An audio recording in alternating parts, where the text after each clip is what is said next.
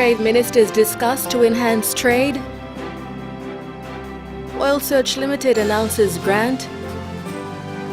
Ella provincial government signs MOU with TPA. This is NBC Papua New Guinea National News. Good evening, I'm Antonia Singut. A two-day trade meeting between PNG and Australia has ended in Port Moresby today. Trade, Commerce and Industry Minister Richard Maru held talks with visiting Australian counterpart Keith Pitt on matters of international trade. Minister Maru, in the course of discussion, spoke strongly of Australia's renewed engagement with PNG and the trade deficit, which leans more in Australia's favour than it is to PNG. Bradley Gregory with this report. A surprise two-day visit by Australia's Assistant Minister for Trade, Tourism and Investment, Keith Pitt, to the country was aimed at strengthening PNG's existing relationship with Australia in the areas of trade. I'm here to continue the very strong relationship that we have with PNG, particularly around trade. Tourism is a growing market for PNG, one which we should look to support even more. The irony of the relationship is that it's never been formal in a sense that while both countries, Australia, considered to be the big brother in this part of the Southern Hemisphere, and PNG in the region, PNG's trade relationship with Australia hasn't been printed in black and white. The fact that we don't have a good or trade agreement between our two countries has helped. Trade over the last 40 years has just evolved rather than trade being based on clear policies. However, Australia's renewed hope in PNG is strategically timely. It comes when PNG is turning its eyes to Asian markets for trade and technical expertise in commerce and agriculture. I think more and more you will see over the last few years, apart from mining and petroleum, the Malaysian companies, the Chinese companies are really starting to have a stranglehold on Papua New Guinea. PNG will always trade with Australia. It's always been that way ever since the Europeans discovered the eastern part of the island of New Guinea. But whatever the cost, PNG still buys more from Australia than it does to PNG. The trade between our two countries in terms of the trade deficit, which is currently in Australia's favour by 6 billion annually, I want to reduce the trade deficit. And that means Australia has to help us export more Papua New Guinea goods to Australia. It cannot be just one-way traffic. And that agreement will ensure that Australia seriously considers how we can help us increase the sale of tradable goods made in Papua New Guinea to Australia. Bradley Gregory, NBC National News, Port Moresby. Western Province Governor Ati Wabiro and two others have been granted 10,000 kina bail each. Justice Panuel Mogish allowed them out on bail late this afternoon after hearing the matter yesterday. The three spent more than a week at Bomana prison when they were convicted of fraud-related charges amounting to 7.6 million kina last Tuesday. Their bail was forfeited awaiting sentencing. Medical reports provided by qualified doctors as well as statements from the Bomana jail commander on lack of a specialist medical facility was accepted by the court. The medical reports confirmed all three are sufferers of serious heart-related problems. They will be out on bail pending their penalty submissions. Papua New Guinea's largest oil and gas company, Oil Search Limited, announced a grant to its foundation last night.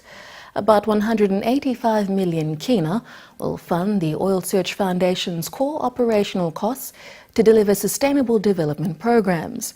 With the grant received from Oil Search, the Oil Search Foundation will be focusing on capacity building of its partners to deliver health, leadership and education, women's protection and empowerment for the next 5 years. Kevin Dayonga reports. This would benefit communities in the project-impacted areas and wherever the foundation projects are being initiated. The grant, 185 million kina, will be spread across a 5-year period. Speaking during the relaunch of the foundation last night, Oil Search Managing Director Peter Botten said the company believes that conducting business in a socially responsible manner is strategic and vital. The foundation represents a key component to Oil Search's commitment to the sustainable development of the country. Expanded and refocused on addressing some of the key social challenges in Papua New Guinea, and now largely financially underwritten by a significant grant from Oil Search, the Foundation is now ready to carry out its work addressing health, leadership and education, and women's protection and empowerment programs in PNG over the next 5 years. A key element is not just delivering value to shareholders, but also giving something back, contributing to the social development of the communities and the country in which we work and is our home. Sharing same sentiments, Chairman of the Oil Search Board, Rick Lee, said the company's commitment to social responsibility and sustainable development is part of the company's DNA. Contributing to PNG's social fabric and development is not only the right thing to do, it is fundamental to maintaining the stable operating environment in PNG that helps us be successful and helps our shareholders. We understand that if we can take care of the community, they in turn will take care of us. Since the foundation's establishment in 2011, it has impacted the lives of women, children and families, and supported areas in the health system among others. The success of the programs ran by Oil Search Foundation has encouraged the Oil Search Board to expand the mandate to other areas, which are high priority to making the lives of Papua New Guineans better. Kevin Dayonga, NBC National News, Port Moresby. Meantime, Prime Minister Peter O'Neill is pleased that progress has been made so far. He said the continued support by Oil Search, the government, has contributed a lot in improving lives of ordinary citizens. Again, Kevin Dayonga with this report. And today, on behalf of the government and our people, let me thank the directors, the chairman, and of course staff and management of Oil Search for the generous financial commitment that you are making to, of course, through the foundation. You will roll it out for the betterment of our people. The Prime Minister says 185 million kina is a lot of money, and in today's era, government must work with the private sector. That is the best way of making sure the outcomes we want for our people will be better achieved, as such partnerships are established. Companies cannot simply expect to take from the country only. They must give back to the country as well. Give back more so to the people. That is why the Foundation's crucial partnerships that we enjoy with Oil Search today, in terms of rolling out their health programs, and of course empowerment of our women and our children, is very crucial to the continued development of our country. This initiative by Oil Search has set new standards for other companies who are interested in operating in developing countries like Papua New Guinea. The company was also praised by the Prime Minister for setting high standards and taking on very serious social responsibility of the country. This continued support rendered by this oil and gas company has saved a lot of women and children through their health programs. I'm very proud of our government being a partner of Oil Search and the Foundation especially, for truly remarkably trying to deliver high-quality, world-class services to our people in many remote settings throughout the country. Kevin Dayonga, NBC National News, Port Moresby. The Department of Treasury has recommended implementation of an early supplementary budget. This is demonstrating the government's commitment to prudent and disciplined fiscal policy and maintenance of macroeconomic stability. Treasurer Patrick Pruich said the department's 2016 mid-year economic and fiscal outlook provided early warning signals on the need for urgent government action on a sustainable budget. Kevin Dayonga reports. After the budget being put down in November of 2015, government revenue has deteriorated since. This is due to shortfalls in the extractive industry, the impacts of drastic weather patterns such as the El Niño conditions, low commodity prices and foreign exchange issues. Treasurer Patrick Pruich, after meeting with Secretary Diary Vele, said early supplementary budget would have an immediate positive impact on financing and cash flow related issues.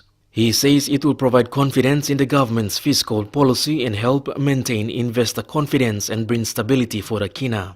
The minister further said economic growth expectations for 2016 budget spendings have been reduced from 4.3% to 2.2%, while government revenue is down by an estimated 15% to 1,886 million kina. This is without corrective action to budget deficit, would blow out 3,998.6 million or 5.9% of GDP.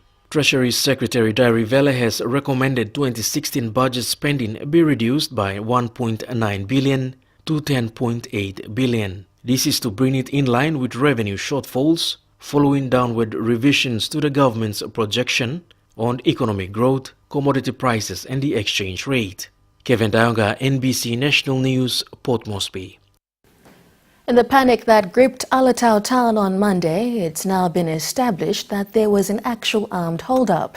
Police got there a few minutes late and were none the wiser.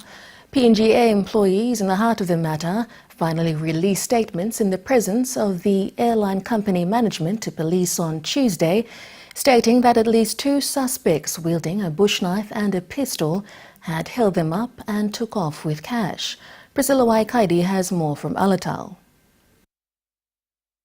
PNG Air's Chief Commercial Officer Paul Abbott, whom we spoke with from out of Port Moresby today, flew to Alatau yesterday to accompany his staff, 3 female employees, to the Alatau police station for their statements. In a press conference at 9 a.m. this morning, Provincial Police Commander Chief Superintendent Joseph Morehari relayed the same, admitting he had spoken even before statements from those in the building were collected.